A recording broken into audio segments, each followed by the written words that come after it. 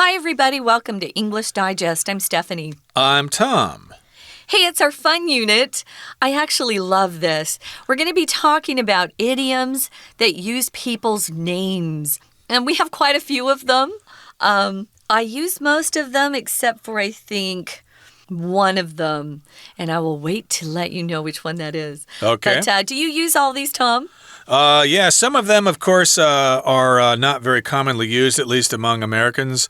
Like Bob's your uncle is more of a British expression. It's a British expression. But we've heard Brits say it. We've watched plenty of British TV, so but we know what it means. Tom, I have to tell you. When I got this, I'm like, I want to see what it means. Oh, really? Because every time I watch British stuff, they always go, Bob's your uncle. And I'm too busy doing something else. I don't sit down and look it up. So now I know what Bob's your uncle means. Well, I've never actually looked it up in the dictionary, but when British people talk, they always tack this at the end of a sentence, so I can kind of guess from context what they mean. But yeah, we'll talk about that among other idioms that mention people. And so let's talk about what some of these terms are in English. So our article is entitled, What's in a Name? Idioms that Mention People by Name. Let's read the entire contents of our lesson now at one time.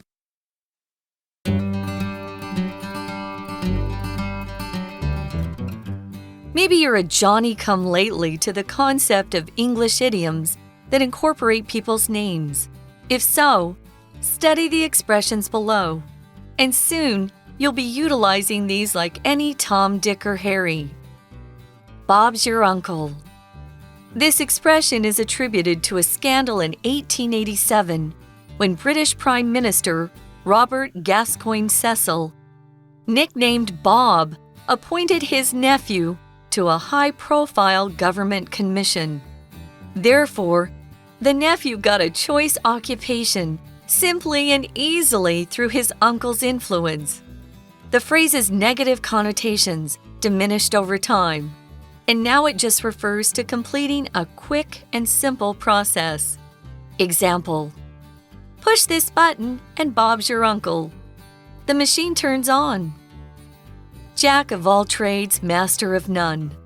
The usage of jack of all trades was heard as early as the 1600s as a reference to someone with skills in many different areas.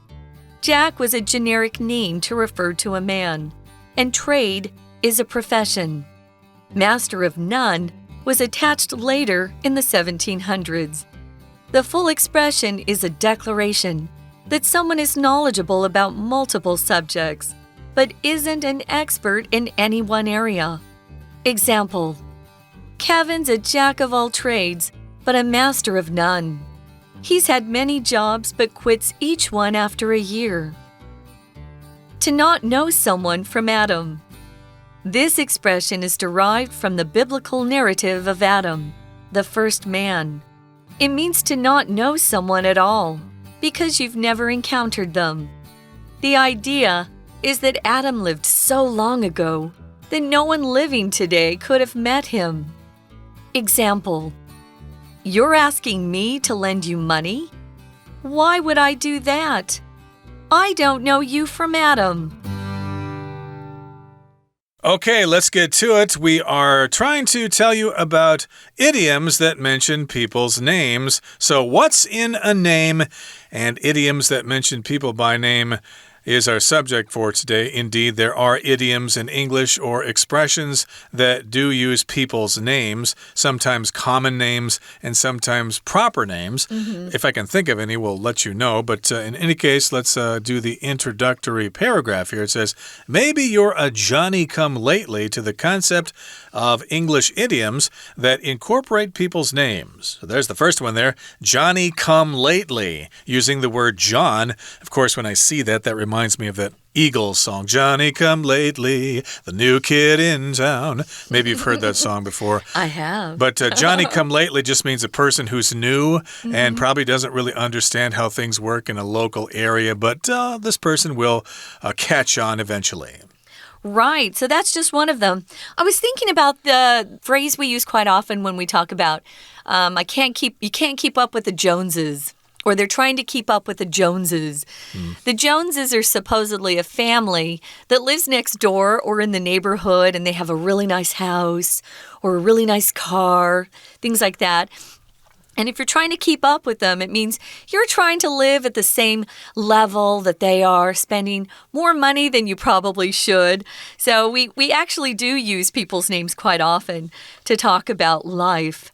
So yeah, I'm not a Johnny-come-lately to these idioms that mention people by name. Yeah, we've had them around for a long time. So if you haven't studied any of these, you're going to find them really interesting, I think. And the next time you hear them, you won't think, what are they talking about? You'll know exactly what they're trying to express when you hear some of these crazy idioms. So we're going to study some expressions that are found below, and soon it says you'll be utilizing these like any Tom, Dick, or Harry. Yeah, we use Tom, Dick, or Harry to talk about just generically. You know, anyone would know this. Any Tom, Dick, and Harry would know how to ride a bicycle. How come you don't know? Did you never learn? If you utilize, that's one of our vocabulary words. It means you're putting something into use. So you're utilizing or putting these expressions into use, just like any other person who speaks English natively. You'll be able to use these expressions and sound like you really know what you're talking about. Indeed, and if you don't know how to use them in a sentence, well, you'll be able to understand someone else if they use them in a sentence, and you won't be lost in this conversation. Now, let's talk about the first one here. Bob's your uncle. Okay, again, this is not a common expression in American English, but I've heard a lot of English people use this phrase. This expression, Bob's your uncle, is attributed to a scandal in 1887 when British Prime Minister Robert Gascoigne Cecil, nicknamed Bob, appointed his nephew to a high-profile government commission.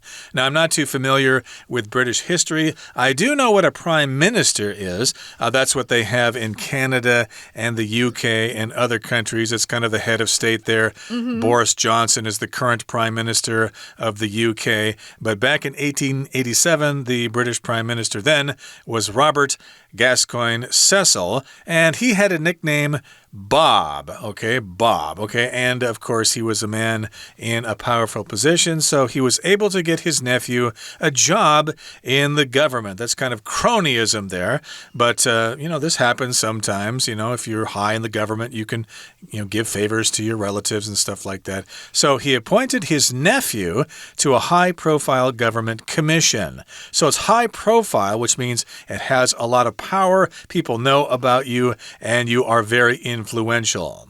Tom just used that word cronyism, which you might see quite frequently if you are into politics or you just read the news a lot.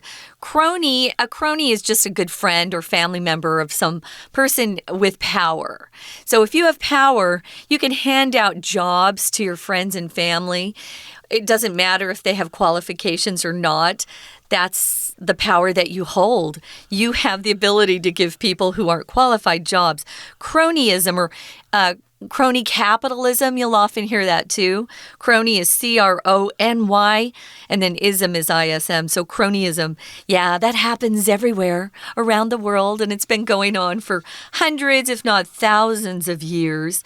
So he just happened to have this nephew, and he was able to give him a very high-profile government commission or some job where he served on a panel or a commission that made decisions for the government. So therefore, the nephew got that choice occupation just because he was related to his uncle. How nice for Bob. Well, the phrase's negative connotations diminished over time. If something has a negative connotation, it just means the feeling surrounding that word or that phrase is very negative. It's not positive at all. Well, that kind of diminished over time. It decreased over time. People didn't really think of it as negative after a while. And now it means something quite nice, actually. It just means you're able to do something very quickly, simply. The process is easy. So Bob's your uncle. And like we mentioned at the beginning of the program, you'll hear this especially with British English. There are a lot of British programs on Netflix nowadays, so you might come across this and hear, and now you'll know what it means. Bob's your uncle just means, wow, that was really easy. Yeah, we probably just say it's that simple in American English. All you got to do is fill out this form and send it in. It's that simple. Or lickety-split, you're done. Yep. Yeah. Bob's your uncle just means, yeah, it's that simple. 就是那么简单. 就是这么简单. I guess you'd say that in Chinese. So here's an example. Push this button and Bob's your uncle. The machine turns on and it's that simple. Now, again, we're talking about this phrase, Bob's your uncle, and it refers to completing something quick and simple. Okay, so to refer to just means it has something to do with that. It is describing that situation. Yeah, so if you have something that you find is very quick and easy to do, try using Bob's your uncle. It's kind of fun. Moving on, we've got Jack of all trades, master of none. I used to describe myself as this person. I've had jobs in different industries. I've learned different things over time. And I felt like, I'm not very good at anything, but I know a lot about a lot of things. So if you're Jack of all trades, you've probably spent part of your life just in different industries generally, and so you have some familiarity with those things. Maybe you're not an expert. Maybe you're not someone who has gotten a PhD or a master's degree in something, but you're pretty competent. Do you use this phrase yourself, Tom? Indeed, and Jack of all trades, again, does refer to somebody who can do a lot of things, but oftentimes you're not really good at any of them. I kind of think of myself as a Jack of all trades in some ways. I can play a little guitar. I can do a little drawing. Yeah. I know a few languages, but I'm not really a master of any of them. And I think we'll talk about this term in detail after we take a break, so let's do that right now. Here comes our Chinese teacher. 听众朋友大家好，我是安娜。我们今明2天的这个放单元啊，要带大家看一下很多有关于这个名字的片语哦。或许我们可能没有特别对这种所谓的名字的片语有一些概念啦。不过呢，接下来我们今天跟明天学习6个片语之后，你就会跟大家一样，都可以很这个平常的使用这些词语哦。我们在刚刚介绍当中，其实有看到啊，在文章的第一段。有看到一个 Johnny come lately， 字面上其实就是最近才来的那个 Johnny， 其实就是新手的意思。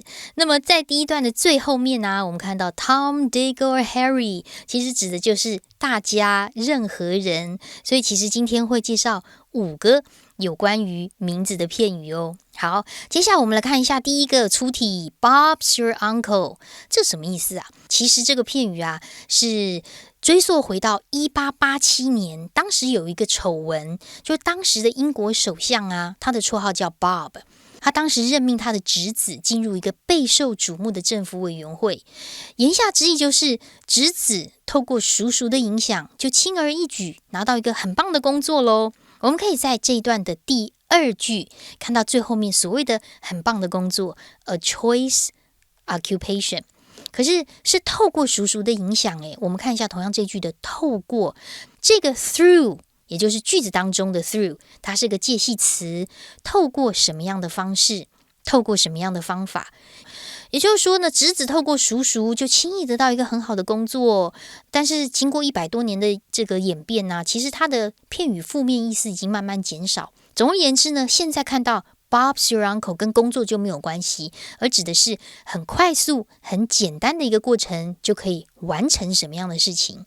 那我们看一下这个例句哦，这个例句其实就暗示着你这个片语要怎么用，通常会搭配一个祈使句 do something and Bob's your uncle， 你就做一个什么动作，然后就可以完成啦。例如 push this button and Bob's your uncle， 你就只要按一下钮就可以完成啦，就可以表示事情轻而易举完成的意思。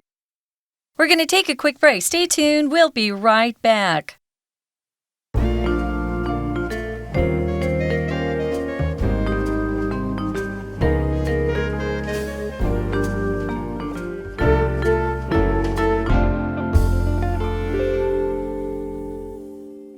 Okay, welcome back, everybody. We're talking about idioms and phrases and expressions that use people's names. Now, we did introduce you to one here, Bob's your uncle. We also mentioned another one in passing, Johnny come lately. If you're kind of late to the party and you don't know what's going on, you could be described as a Johnny come lately. And yes, indeed, Bob's your uncle just means, hey, it's that simple. And that's what it means now. It didn't used to mean that, but now we're talking about another phrase called Jack of all trades, master of none. Now, the usage of Jack of all trades was heard as early as the 1600s as a reference to someone with skills in many different areas. A trade, of course, is an area of business, a special skill that you have. You might go to some kind of technical school to learn some trades like plumbing or carpentry or whatever. Those are trades. So if you are a jack of all trades, that means you know how to do all sorts of different things. Right, and Jack was just kind of a generic name they used long ago. I think in nowadays English, we tend to use Joe more. Oh, he's just an average Joe. We wouldn't say he's just an average Jack. No. Yeah, we would say average Joe, average Jane. But back then, they loved this name Jack. I actually love the name Jack. It was a generic or more just, a name without any special meaning, and they would use it to refer to a man. And as Tom just described or explained, trade is a profession. It could be that you're really good at, I don't know, you don't have to actually be using a trade to make a living these days, but maybe some people are good at building furniture. Maybe some people, I'm pretty good on the computer. You can pick up things along the way that you don't necessarily use to make a living. But trade was used as a way to talk about a way that people would earn a living, especially back then. So we can see this is kind of old. It began being used in the 1600s, at least the first part of this phrase, jack of all trades. The last part of the phrase is kind of the sarcastic part or the funny part. And some people will use it to kind of be just being a little bit humble about the skills they have. I think Tom was being humble when he says he's jack of all trades, master of none. He's really good at different things, but it's a way to just be a little bit more humble and say, well, I'm not an expert, but I can do it. Okay. You're a master of none. So master of none became popular and was attached to jack of all trades in the 1700s. The full expression is a declaration that someone is knowledgeable about lots of different subjects, but isn't an expert in any one area. Now, if you spend your whole life focused on being a professional violinist, you probably can't do a whole lot of things but beyond that. Usually people have so many hours in a day to become really proficient or an expert at something.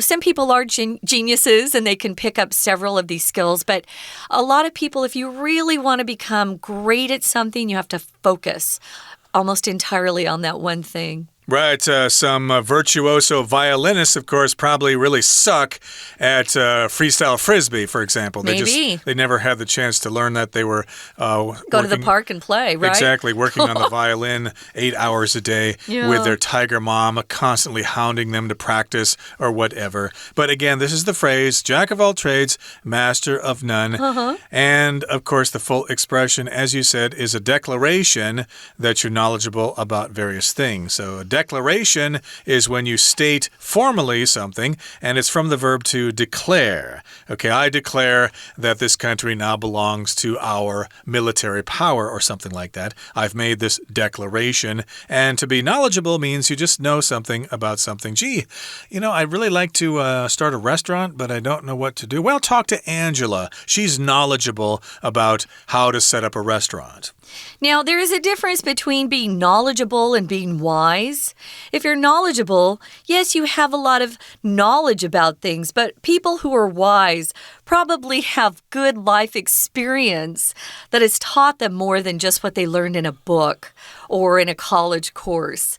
So if you're described one day as being wise, I would take that as a great compliment.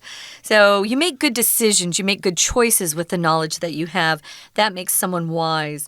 So you can know a lot about a lot of things, but not be an expert. That would make you a jack of all trades or a Jill of all trades. I've heard it switched out. Instead of using Jack, they'll use Jill for the girl. I'll often use that just as a joke. I'm Jill of all trades, master of none. Here's an example. Kevin's, this is a pretend person. Kevin's a jack of all trades, but a master of none. He's had many jobs, but quits each one after a year. So that would make you probably kind of dip your toe into different types of jobs or careers. Maybe you don't like it. There's no harm in changing careers or changing and moving into a different industry. We spend a lot of our lives working, so find something you're happy with. Indeed, and I did want to mention that the word jack sometimes is used as a generic term for another person, and we often use this term when we're driving our cars and we see another driver do something that we don't like. We say, "Hey, Jack, you're going the wrong way. Hey, buddy, you're not supposed to park there." Stuff like that. And that takes care of Jack here, jack of all trades and master of none. And so far we've talked about Bob's your uncle, Johnny come lately, and now we've got to not know someone from Adam. Interesting. I don't really use this phrase myself too much, but I have heard it before. Oh, I heard this growing up a lot, especially from my mom and my grandma. They would use this expression a lot. I don't know you from Adam, or I don't know him from Adam. Why would I do that? So the expression is derived from a biblical narrative of Adam. A narrative is the story, and of course biblical refers to a story in the Bible. So Adam was the first man, as we all know, and it comes from his name. This word to be derived from. Notice we're using the be verb, guys, with this. The expression is derived from. I got a script the other day, Tom, and they'd used this product derived. It was misused. You have to use the be verb to be derived from something else. So it comes from something else. And it comes from this guy, Adam, who was the first man, according to the Bible, on earth. It means to not know someone at all because you've never encountered them. To encounter someone is to run into them, to meet up with them. And we use it when we're kind of surprised someone's asking us to do something, or we hear something, and we think, well, I don't even know you. For example, maybe a stranger comes up to you or someone you just met and they want to borrow your car. Are you kidding? I don't know you from Adam. Why would I lend you my car? It's used in that sort of circumstance. I don't know you at all. You're a complete stranger, etc. So again, it's derived from the biblical narrative of Adam. And of course, you don't know this person at all. You've never encountered them. You've never come across them before. And, for example, yesterday I encountered a Mexican restaurant. I'm going to try it out. I found it. I just walked past it. And the idea is that Adam lived so long ago that no one living today could have met him. So basically, I don't know you from Adam. I don't even know what Adam was like. So you might be like him. You're just a complete stranger. Yeah, if you were to come across Adam and this other person, they would be equally unfamiliar to you. We use it when we're not sure we can trust somebody or someone's asking us to trust them. We don't even know them very well, though. Why would I? So it's kind of a phrase we use to express shock that someone's asking us to do something, typically. That's how I've used it in the past. So the idea, again, is that Adam lived so long ago that no one living today could have ever met him. So there's no difference between this person that's asking you for something and Adam, who you've never seen or met before either. You wouldn't do something for Adam or this other guy. So here's an example. I think it's a great one. You're asking me to lend you money? Why would I do that? I don't know you from Adam. So, yeah, I've actually had strangers just a couple of times in my life asked to borrow money, and it wasn't a small amount. And I think, are you crazy? Who does this? Yeah. Exactly. So be careful if someone wants to borrow money from you. And if you do know them, though, you can't use this phrase again. This is to talk about someone that you don't know at all. They're a perfect stranger. Okay, that brings us to the end of our lesson for today. It's time now to listen to our dear Chinese teacher. 接下来第二个片语就是 Jack of all trades, Master of none. 这里的 trade 其实是所谓的行业的意思，所有行业都会的人呢，Master of none。 Master 是大师，精通的人，什么都不精通，也就是博而不精的人啦。不过其实在17世纪的时候啊，那个时候就有在用 Jack of all trades 这个用法。我们看一下这一段的在第一句的地方，中间后面一点点有一个 as early as， 这里要抓出来，它在这里指的是早至某个时间点，as early as 再加一个时间，所以这个时间点就是在后面的17世纪。早在17世纪的时候大家都有用。那么这个所谓的 Jack 呢，就是某一个男生的普遍的名字， Trade 就是我们刚刚说某一个行业或者是职业。可是到了18世纪的时候啊，后面加上 Master of none， 因为经过整个这个社会的文化啊，还有整个产业的不同的越来越的精致跟专业，变成其实你每个领域都会，那你样样都不精通，所以整句话就是宣称某一个人对多项的专业都有知识，但是并不是任何一个领域当中的专家。好，我们在这一段要特别注意一下第三句的地方。第三句有一个 declaration 后面的 that 一直到句尾我们要用中括号。我们今天要介绍一下所谓补语的概念。如果你觉得这个 that 是冠带的话，那么在括号里面冠带 that 一定会当成句子的主词或者是受词。可是在这里我们会发现，括号里面我们以动词 is 为出发，前面有主词 someone， 后面也有受词，所谓的受词其实是主词补语 knowledgeable about something。那么介系词的 about 后面也有受词了，言下之意就是这句子整个是完整的。再加上我们判断这个 declaration其实后面就是 that 一直到句尾整个文意，所以它是一个补语的概念。也就是说 that 是连接词，不可以省略，然后它连接后面的名词是补充说明前面的 declaration 是什么意思。好，那么接下来第三组片语就是根本不认识某个人啊，字面上就是从亚当开始就不认识某人。Adam 是谁啊？ Adam 是圣经里面的所谓第一个人类，所以其实呢，这种想法是说亚当生活在非常非常久远以前，从那个时候开始就不认识某人，所以就是根本不认识某人。不过在这一段我们还是要看一下第三句哦。第三句有一个特别句型 so that 抓出来，如此的以至于什么样的结果。而 no one 后面 living today 可以左右括号，它是关系子句的简化。living 本来应该是 that lives。 以上是我们今天的内容，我们明天见。That is it for today's lesson, but please join us again next time when we continue to talk about people in idioms, names and idioms, and there are more we can talk about, and I'm sure there are a lot more that we don't have time to talk about in the length of our programs, but we'll try to mention them in passing. From all of us here at English Digest, I'm Tom. I'm Stephanie. Goodbye. Bye.